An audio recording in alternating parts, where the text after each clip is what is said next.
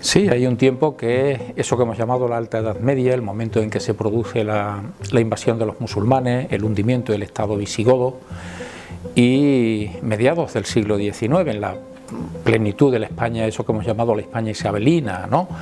Y claro, el hilo conductor entre dos tiempos tan distantes desde el punto de vista cronológico, pues tiene que ser un objeto material. Es ese tesoro que hemos decidido denominar el último tesoro visigodo.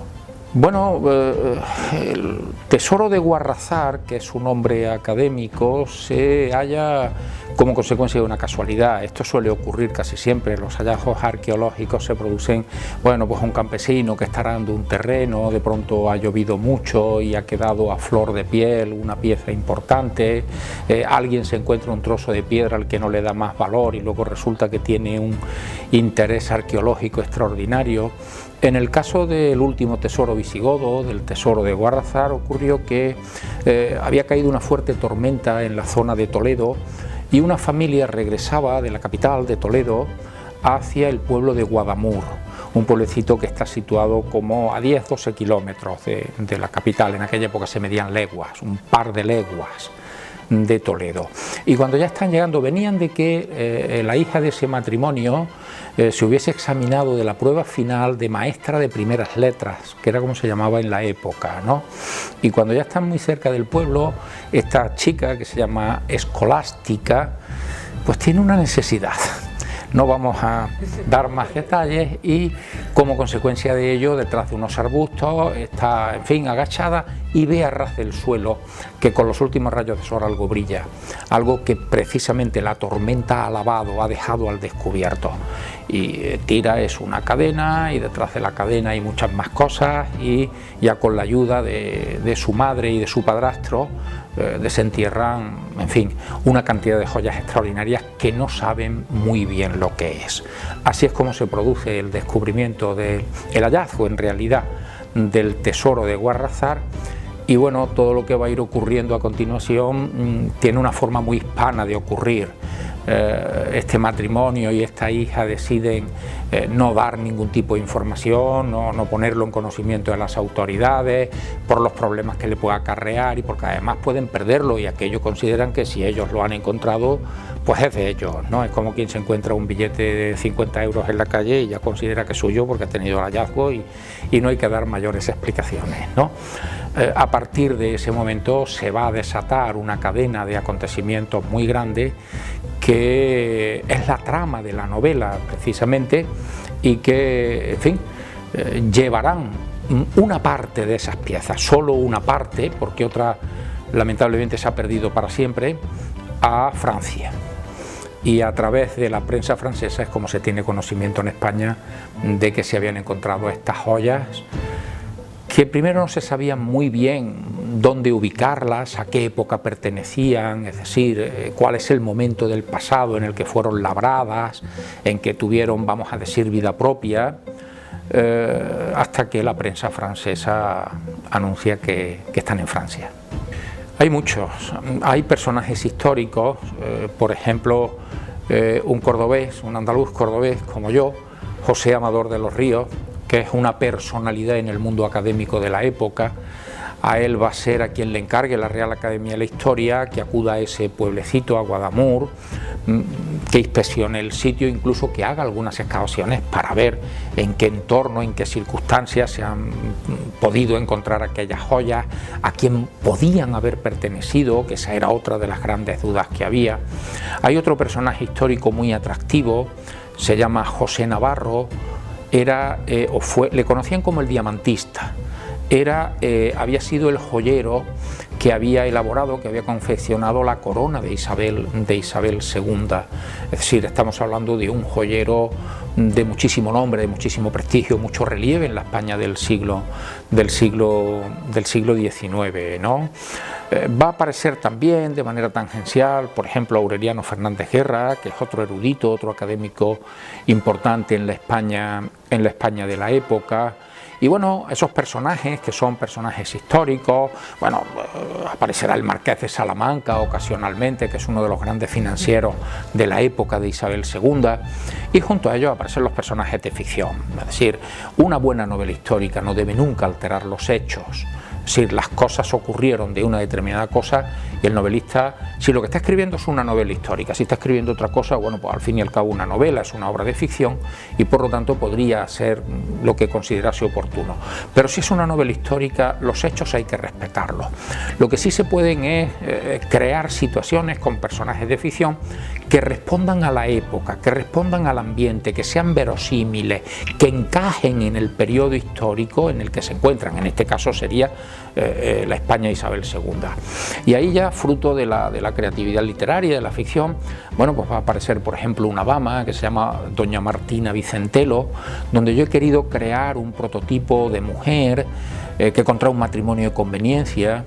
Aquello se daba mucho en la época y bastante después también, que en ese matrimonio de conveniencia le ha permitido hacerse con una fortuna importante, una mujer brava, dispuesta a luchar por aquello que quiere conseguir, ¿no? Creo que es el perfil de algunas de las mujeres que pudo haber en la España de Isabel II. O he recreado, por ejemplo, duelos. El duelo estaba prohibido por ley, pero bueno, se solía tolerar, como decimos popularmente, se hacía la vista gorda siempre y cuando no hubiese un muerto de por medio, es decir, aquello que se llamaban duelos a primera sangre, con que alguien ya tuviese una pequeña herida, un rasguño, el duelo ya había acabado y se había salvado el honor. El honor tenía una consideración distinta a lo que puede ser en la sociedad de nuestro tiempo, porque la escala de valores era diferente. Es recrear las posadas, no hay hoteles, hay posadas. El ambiente de las posadas, en fin, es un ambiente muy atractivo y que nos sitúa también en ese tiempo. La manera en que la gente se desplazaba de un sitio a otro, el tipo de carruajes que utilizaba. Bueno, pues todo eso tiene que ir formando parte de la novela para situar al lector en el momento en que nosotros queremos que aparezca. Y ahí, además de doña Angustia Vicentelo, aparece un comisario de policía, que es el que tiene que investigar qué está ocurriendo con ese tesoro, qué ha pasado, por qué está en el extranjero. En fin, ahí ya se van a mezclar muchísimos intereses. Bueno, y esa es la trama del último tesoro visigodo. Yo creo que hay un lector al que le gusta la novela histórica, y desde luego El último tesoro visigodo es una novela histórica, tiene fundamentos históricos. Por ejemplo, toda la parte, porque claro, cuando aparece un tesoro, uno tiene que pensar que alguien lo debió ocultar alguna vez, y por lo tanto ahí tiene otro elemento con el que puede jugar para construir la novela. El tesoro se puede encontrar a mediados del siglo XIX, pero ¿cuándo se esconde? ¿Y por qué? ¿Y quién lo oculta? Todo eso son preguntas que el lector de pronto se hace. Es decir, esto no estaba aquí por casualidad, esto alguien tuvo que ponerlo, y alguien tuvo que ponerlo por algunas circunstancias. Bien, hoy sabemos que ese tesoro fue ocultado, por eso hablábamos al principio de que hay una parte de la novela que se sitúa en el siglo VIII, en la Alta Edad Media, en el momento de la invasión musulmana. ¿Y por qué? ¿Por qué se oculta? ¿Quién lo oculta? Bueno, pues si tenemos situado el momento hay que pensar que la gente que ocultó aquello debía serlo por algo. Es decir, una fosa llena de joyas impresionantes no se esconden así porque sí, sino que tiene que haber una razón. La razón básicamente es que cuando se produce la invasión musulmana, el ambiente que hay, la creencia general que hay en aquel momento es que los musulmanes han cruzado el estrecho, han cruzado lo que entonces se llamaba las columnas de Hércules, todavía no se llamaba el estrecho de Gibraltar, han cruzado las columnas de Hércules con el propósito de saquear, de conseguir botín, pues de violar mujeres, de llevárselas como esclavas para sus harenes, en fin, una situación de carácter temporal, también apoderarse de niños, de jóvenes para venderlos como esclavos, conseguir botín, saquear y conseguir botín, pero que es una cosa temporal, se marcharán. Luego se quedaron mucho tiempo, ¿no? Pero bueno, esa es la creencia y ese es el pensamiento que hay en aquel momento. ¿Qué pensó mucha gente? Que llevarse las cosas de valor en un momento agitado, los caminos son peligrosos, hay guerra, hay combates, hay lucha, lo mejor no es llevarlo encima, sino ocultarlo. Y como se piensa que es temporal, se podrá volver al cabo de unos meses y poder recogerlo. Eso queda allí ocultado y se pierde memoria, porque luego se tardó mucho tiempo en volver. Por lo tanto, nadie recuerda que allí se haya ocultado nada, a pesar de que son cosas de extraordinario valor.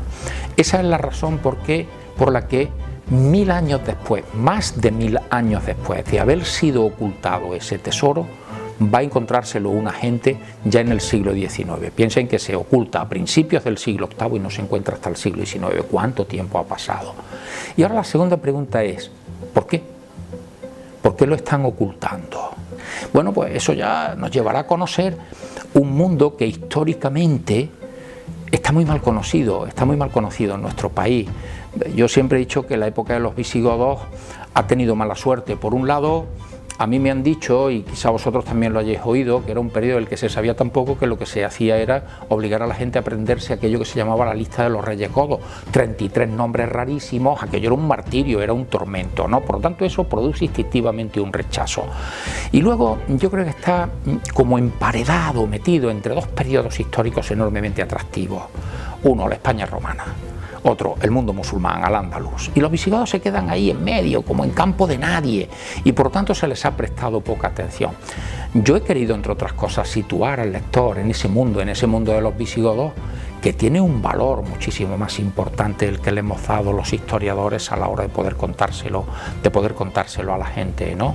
Y ese tesoro nos permitía saber que había una cosa que se llamaban coronas votivas, es decir, que los grandes personajes de la corte, incluso los reyes, las ofrecían a la iglesia en cumplimiento de una promesa, de un voto. Por eso corona votiva.